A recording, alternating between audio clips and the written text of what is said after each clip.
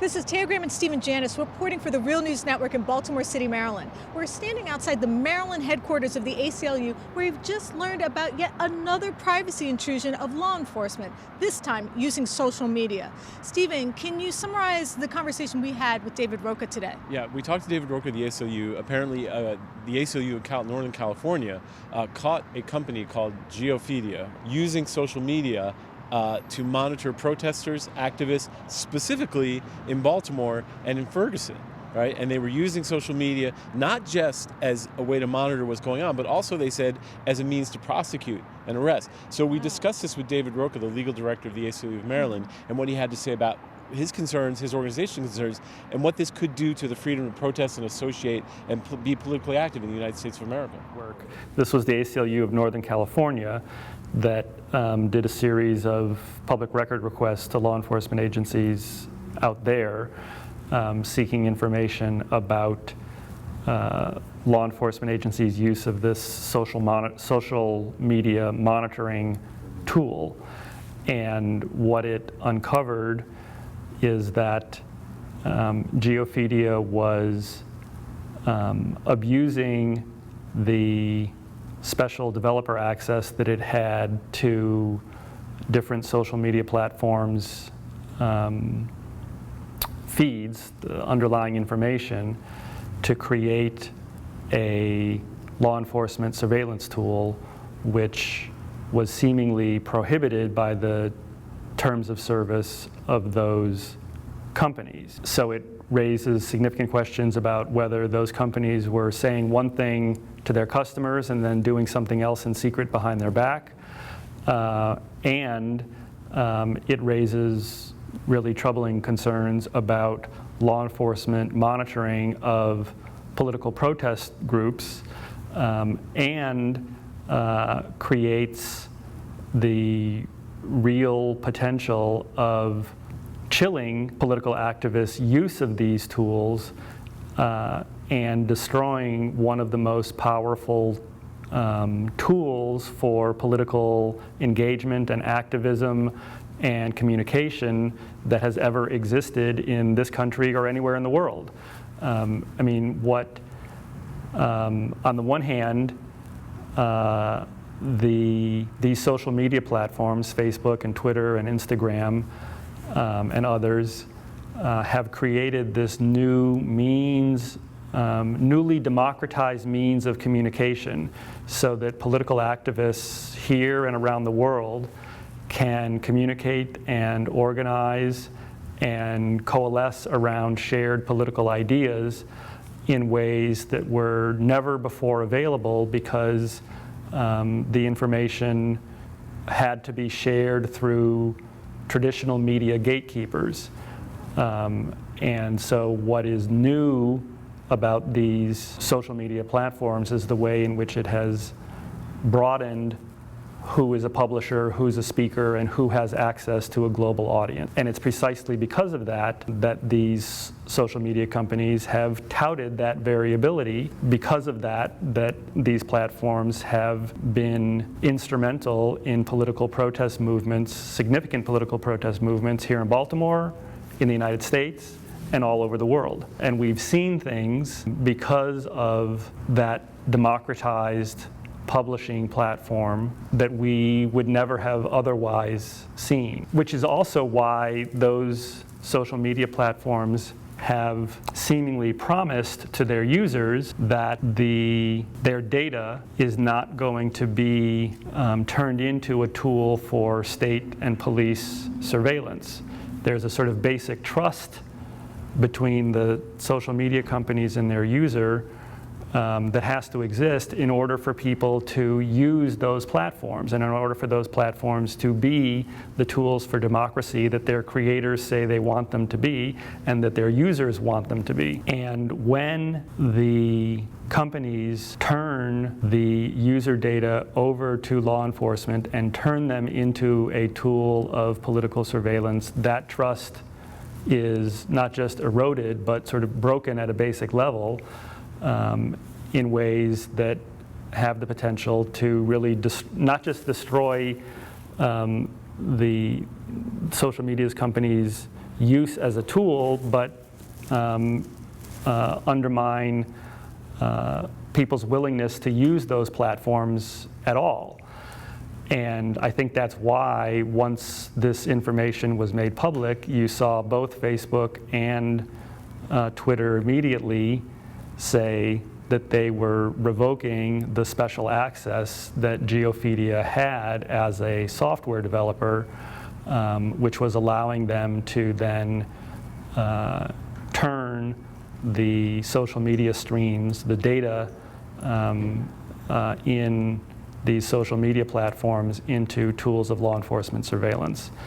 What it also means is that when a hashtag like Black Lives Matter or police brutality or pro-life or any other political hashtag can become a search term for law enforcement monitoring, that has an obvious and troubling chilling effect on people's willingness to use these social media platforms as tools for political organizing.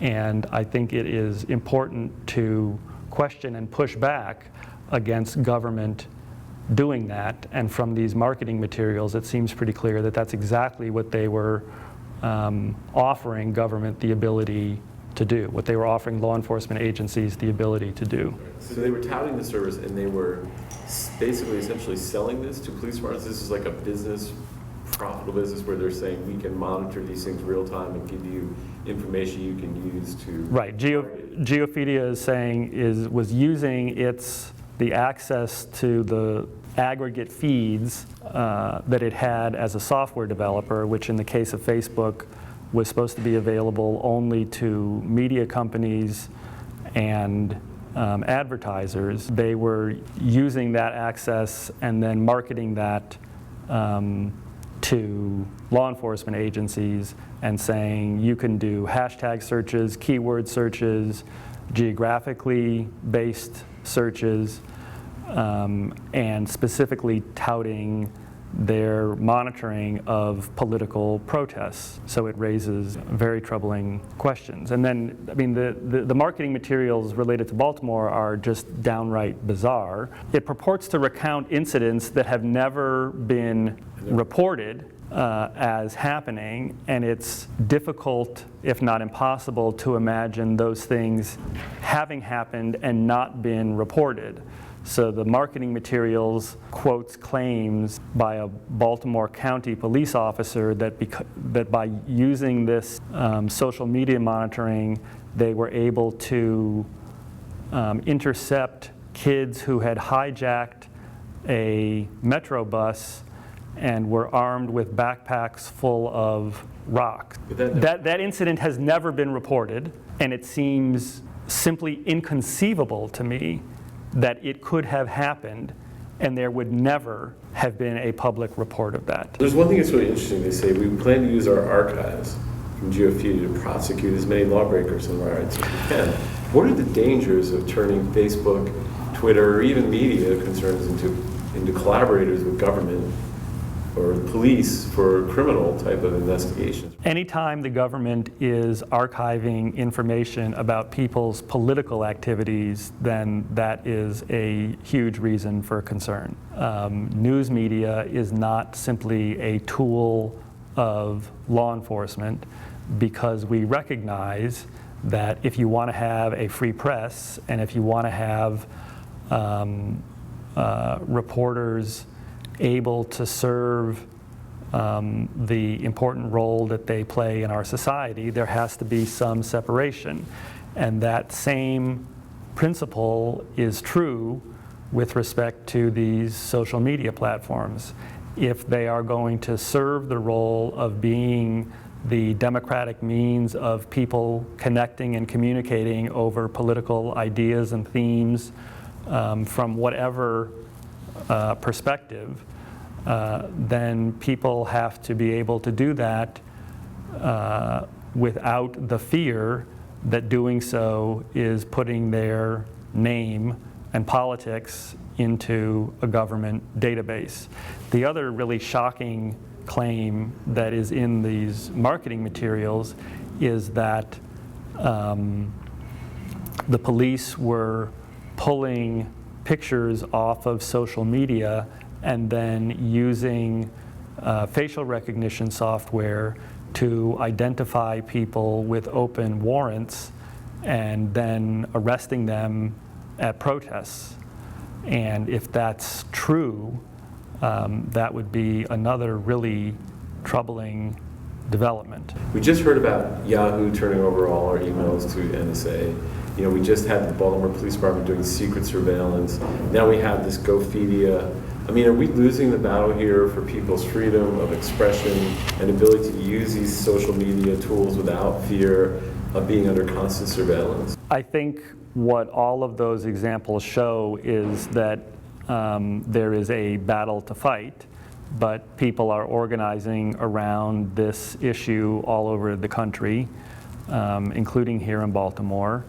And I think what it shows is that the historical way of doing business, where the deployment of surveillance technology by law enforcement was a decision that was made behind closed doors without public knowledge or input or accountability, is profoundly dangerous given the incredibly invasive and sophisticated technologies that are now being made available to law enforcement, both because of the growth of huge databases in private hands about us that can become tools for law enforcement and that law enforcement then seeks access to, and because of the growth of new technologies of surveillance itself, like this persistent wide area aerial surveillance that allow for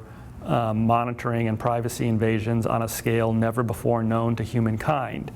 And I think what that shows is that we can't just passively sit back and let these decisions happen to us and about us and for us by law enforcement, but we have to demand, because after all, we are the people being surveilled, and we are the people supposedly to whom law enforcement is accountable and for whom they work. And I think it means that we have to force conversations and democratic accountability over the acquisition of these technologies before it happens, so that a discussion can happen about what is the technology, how does it work, what are its privacy implications, what are its racially disparate impacts, and what is the cost-benefit analysis, and is this something that we should do?